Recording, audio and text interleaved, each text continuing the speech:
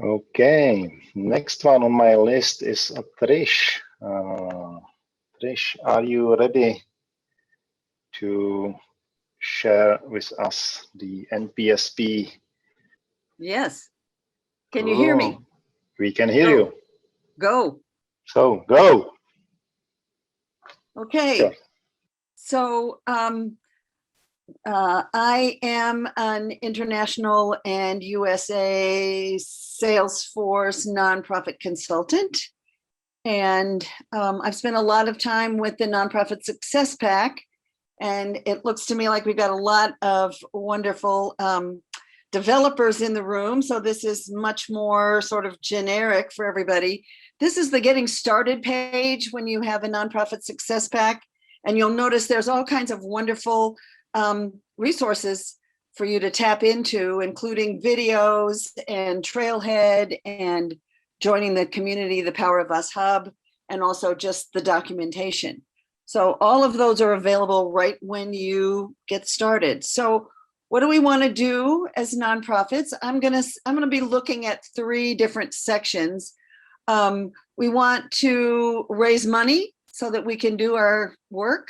We want to manage the work that we're doing, and we also want to manage our volunteers. So those are sort of the 3 main things that nonprofits actually do. We do it with a 360-degree view of our constituents. Here's Minnie Mouse. She works at the Mousetrap Prevention Foundation in her primary affiliation. And this has all the information. You'll notice there's volunteer information and donation information. The affiliations in the Nonprofit Success Pack actually connect people with organizations. So we can see that Minnie is a major donor at the Seattle Symphony Orchestra, that she volunteers at the food pantry. And so all of those are pieces of information that we need to know. We also, in the relationships, Salesforce, the Nonprofit Success Pack allows us to follow very closely the relationships that our contacts have with each other, because those are also ways of connecting us with people that we wouldn't necessarily be connected with.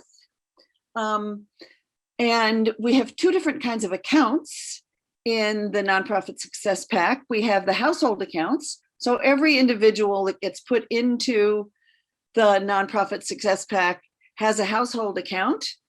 And I like to make it so that their first name and last name are there, so we don't get confused with the different mouse households that we've got. And then we also have the regular organizational accounts. So the Mousetrap Prevention Foundation would be one of them. The Symphony would be another one.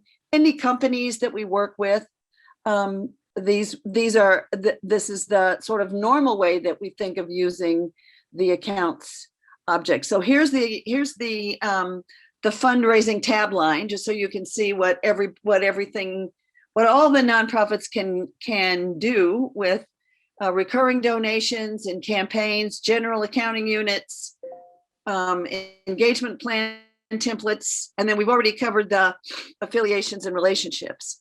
So when we want to log a new opportunity in the Success Pack, you'll notice we have a bunch of different record types for that, including donations and grants and matching gifts and memberships.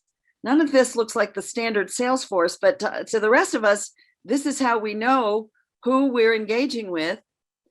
Minnie Mouse has given us a major gift, and you'll look at the stages. I put them up in the corner there for the major gift. These will be very, very different from the other stages in the opportunities. You'll notice this is an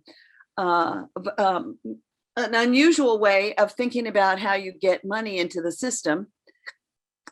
And you'll notice that Minnie also wanted to, you look at the bottom of the page, the general accounting units shows what funds the donor would like her donation to go into.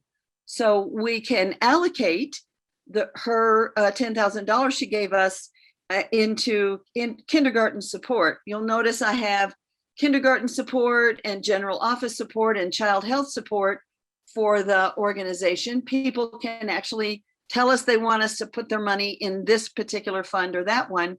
And that's how we track where the money is actually going in our organization, is with general accounting units. And here's the Mousetrap Foundation's grant. Notice the stage at the top: prospecting, letter of intent submitted, application submitted, awarded, denied. Each one of our record types has a different set of stages in Salesforce, and we track them that way. We use campaigns also very creatively in the nonprofit world. We have event campaigns, we have fundraising appeals, we have straight up people lists. I like to say that a campaign is a people list that you can hook money onto. So the volunteer campaigns, the volunteers are built to use the campaign structure.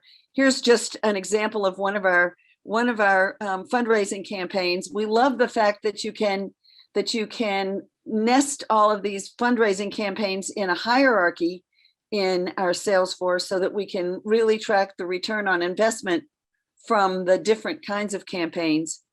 Here's our program management module. This is new just about a year ago. And we are tracking how we are reaching and connecting with our constituents now. Now we're no longer in the donor world. We're now in the constituents.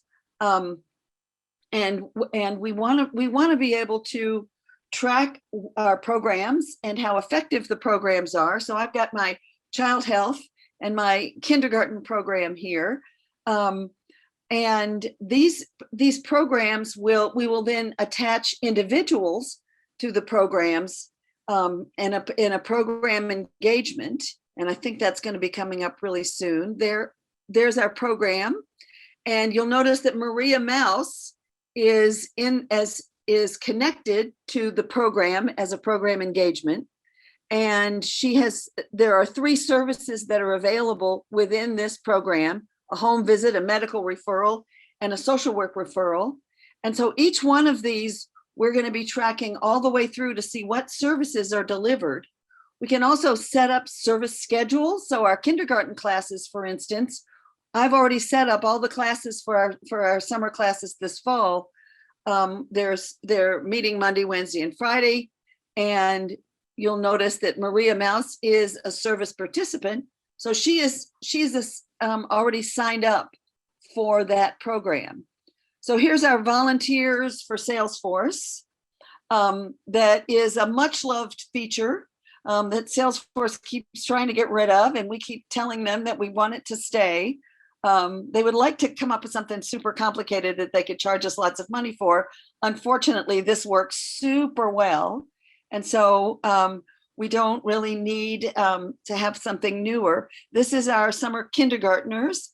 And so you'll see that I mean, I don't have any leads or contacts in the campaign at this point, but this is a people list of those folks that are going to attend kindergarten.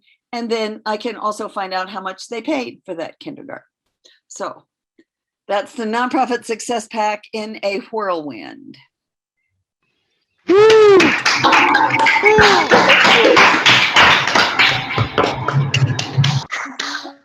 That was fun.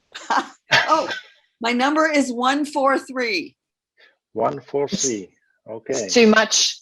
Until Christina 114, please. Trish, Sorry, Trish, between 1 and 114. She's mute. I thought it was 1 and 150. Okay. Yeah, we are losing people. Okay, so 139. 113. It can be 113 top.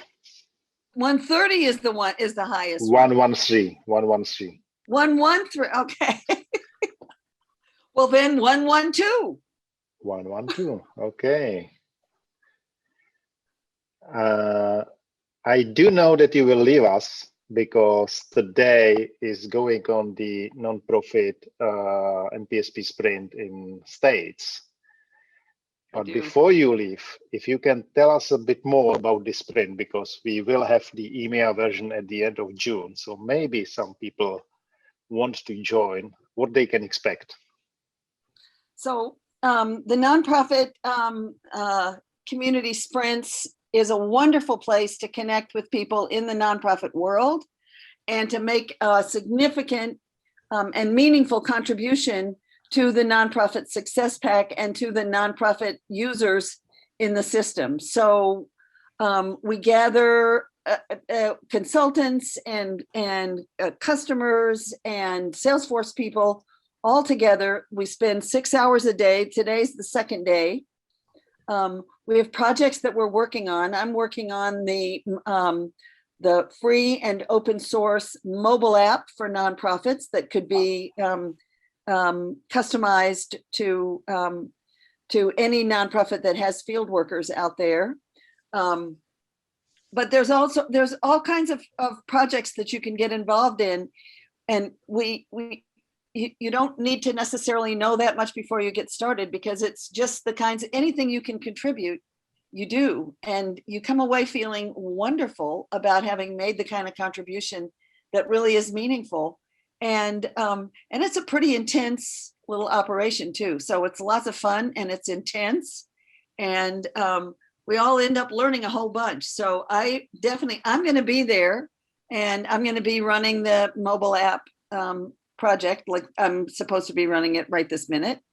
And you are welcome to, anybody on this call is perfectly welcome to join. We definitely need developers. And since this is a group that has a bunch of developers, could certainly use you. We're using JavaScript and React Native and a bunch of other sort of super codey things that I don't know anything about. And we definitely could use some developer work. So come and help us. The 29th, I think it's the 29th of. It's the 29th of June. Yeah. I will post the link in the chat so anyone can sign up. Fabulous. Please come. It's lots of fun.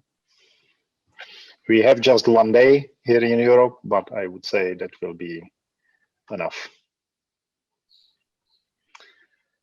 Cool. Thank you for that. If there's no further question, we will move to